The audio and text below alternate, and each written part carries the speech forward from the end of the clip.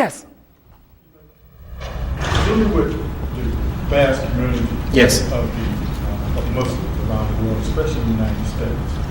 And my big concern is that you have infinite number of different cultures coming from the Middle East. Yes. How would you address the issue of discrimination that they have against, the Muslim community of black Muslims here in America? Because they do have a lot of segregation, a lot of discrimination, a lot of racism. Coming from Muslim brothers here. Coming from abroad? No, abroad, brothers that live here now. Okay. That have come from abroad. Okay. That live here. Okay. I can say this. One of the things, I must be honest with you, brothers and sisters, that I love about Islam, is that there's no racism in Islam. That is the religion of Islam. That is, when you read the Quran, and I got a confession to make. Another confession.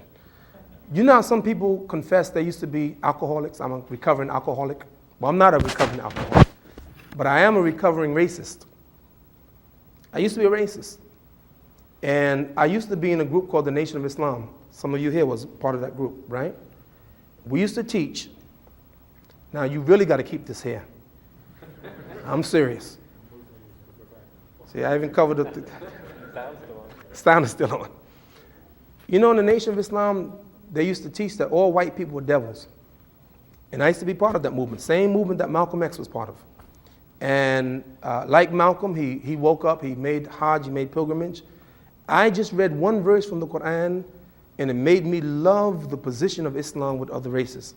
Ya ayyuhan nas, inna khalaqnakum min dhakarin wa untha, wa ja'alnakum shu'uban wa qaba'ila lita'arrafu. Inna akramakum indallahi atqakum.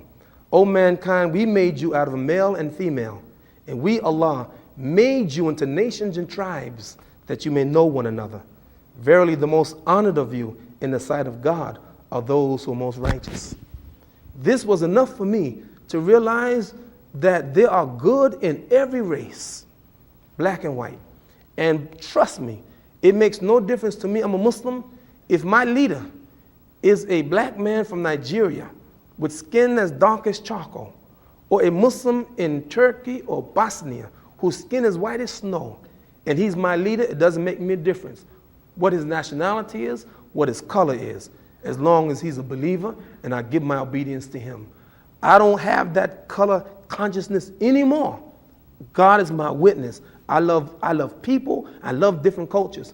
All the Muslims who know me know that my favorite food is Pakistani food. Until I went to Turkey. You see, so I enjoy the culture of other people all over the world. And I love Africa, and I love Europe, and I love all the places, because that's the way it is. Allah made the beauty in all the races, and it is Him. And I'm telling you the truth. I am a black man, and I am proud to be what I am. You should ask me why. Because Allah says in Quran, هُوَ الَّذِي يُسَوِّرُكُمْ فِي الْأَرْحَمِ كَيْفَ يَشَاءُ. It is God who created you in the wombs of your mother as He pleased. And if Allah is pleased to make me a black man with kinky hair and broad nose and thick lips, I'm happy to be that. And by the same token, whatever you are, your red hair, your blonde hair, your white skin, your green, green. Whatever it is, you should be happy because the God created you that way. Allah made you. And if Allah made you be a man, be happy to be a man. If He made you a woman, be happy to be a woman. And this is the beauty of the Islam, and there's no racism in Islam. But because of the weakness of people and the contamination of some people, then racism creeps in the hearts of people, silly-minded people, who look down on black people, or look down on white people, or look down on people of color. So this sickness, we have to help them. And how we do it, I wish you would come to our masjid in Brooklyn. It is a mixture in our community. We have African Americans, we have Arabs, we have Indians, we have Muslims, white European American Muslims, we have Hispanic Muslims in our community, a nice mixture, and we love each other. And we don't even see a difference, honestly. So truthfully, brother, the problem is that incomplete conversion into the Islam, I don't care what country they come from, but when you drink of Islam, then you know that there's no racism. And that's why the Prophet said to obey the Amir, the leader appointed over you, even if it's an Abyssinian slave with a head like a raisin. So this, put it in your heart, the Islam, and you follow the Islam, and you see there's no racism. And I'm telling you, one of the sicknesses of this country is this racism. It still exists today, institutionalized racism.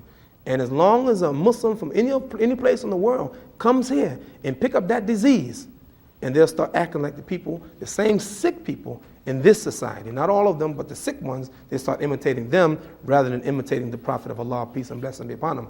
And if you study the history of Islam, you see that it was well integrated of people of color and things like that, because the real judgment is not on skin color, but our actions.